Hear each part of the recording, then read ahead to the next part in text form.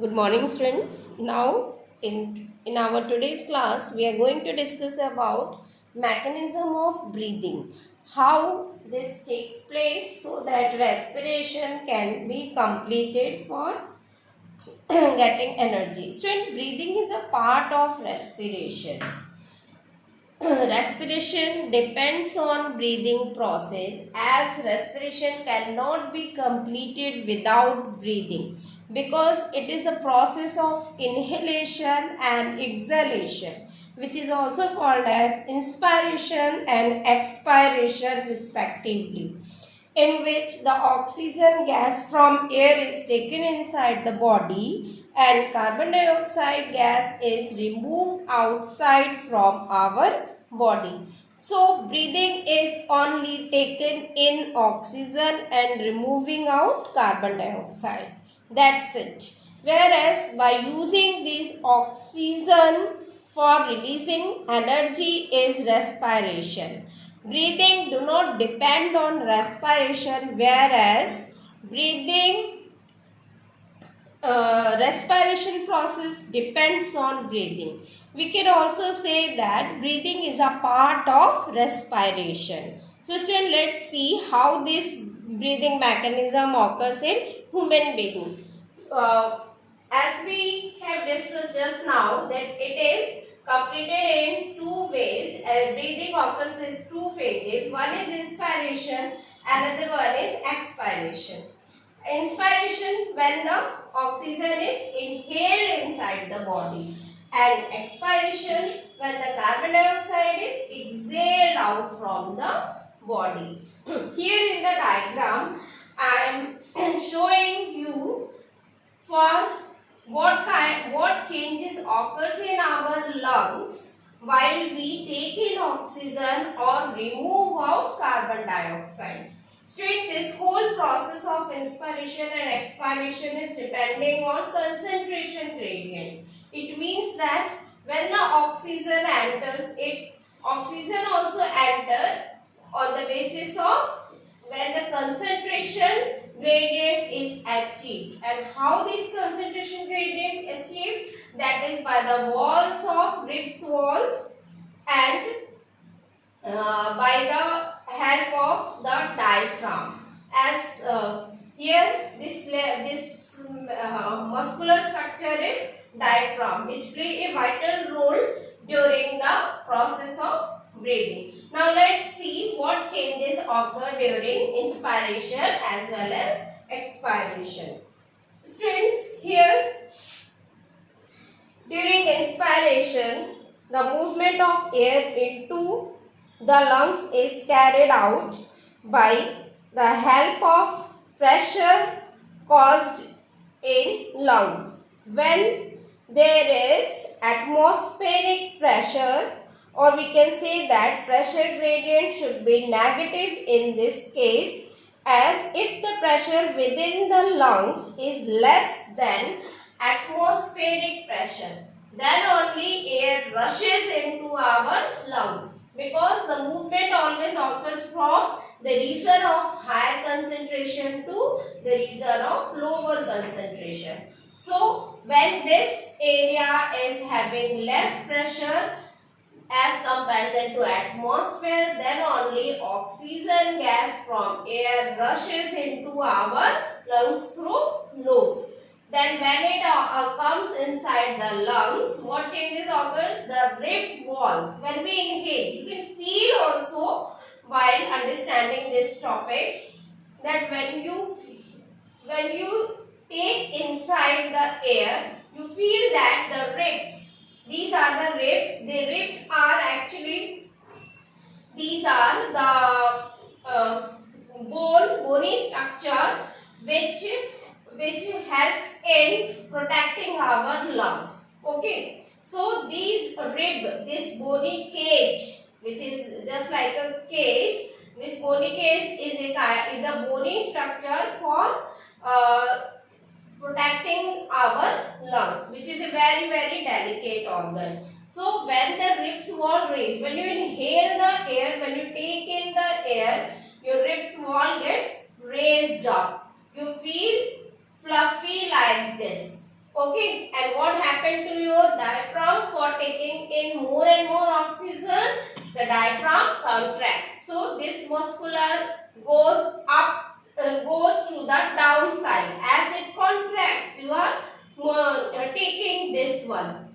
And the volume of thorax is increased by the intake of oxygen. What is this? This is in thoracic cavity. Cavity means the space, hollow space, and thoracic is the region of your chest.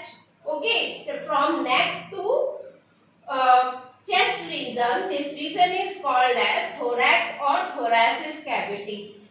So the volume of this thoracic cavity increases when we take in oxygen. Okay, and what happens to the rib wall? They also get raised up. They get swollen. Okay, whereas the diaphragm contracts. So you might have feel this while you are doing the yoga like Anulom Vilom and pranayam. So that during this, when you inhale more amount of oxygen, you feel that the ribs wall gets raised, and forcefully when you are doing this, so to trap this oxygen for more period of time in your lungs, then the diaphragm also contract. You are feeling this process while you are doing the yoga or simply while you are breathing here. So students, the diaphragm, which is a specialized set of muscles, external and its internal postal muscle present between the ribs, helps in the generation of this gradient. So inspiration is initiated by the contraction of diaphragm, which increases when the diaphragm contracts. It increases the volume of thoracic cavity, and the contraction of this external internal mucosa cells lifts up the rib and help in the thoracic chamber to take in oxygen. So an increase in the volume and decrease in pulmonary pressure from atmosphere forces the air from outside to move in the lungs, and in this way the inhalation of oxygen or inspiration of oxygen gets completed. Now let's see the expiration process.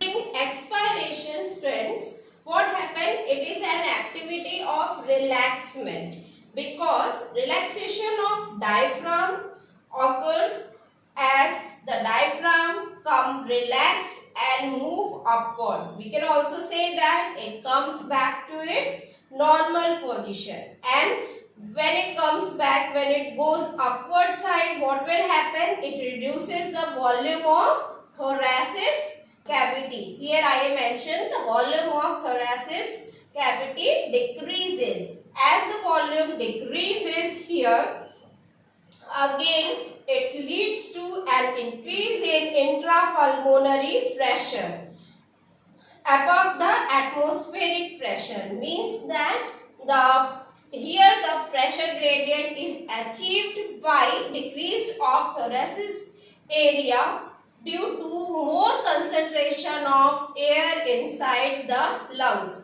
Now what we are observing, the pressure gradient, the pressure inside the lungs is more as comparison to atmospheric pressure. Then what will happen?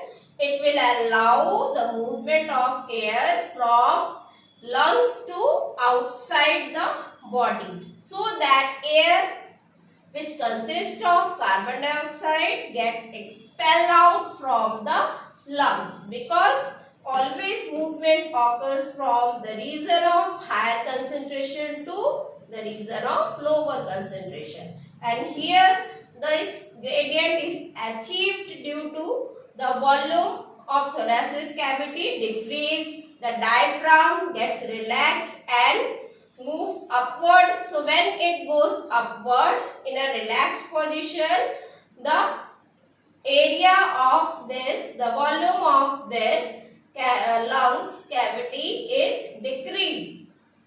and when it decreases, the concentration of air increases, due to which the air moves outside the body.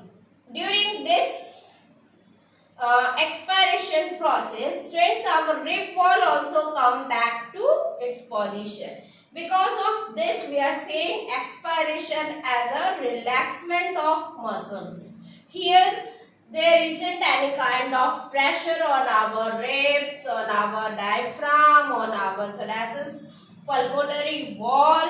Okay, simply they all are in relaxed mode or relaxed position, which allow the movement of air to move outside. So in this way, expiration also gets completed.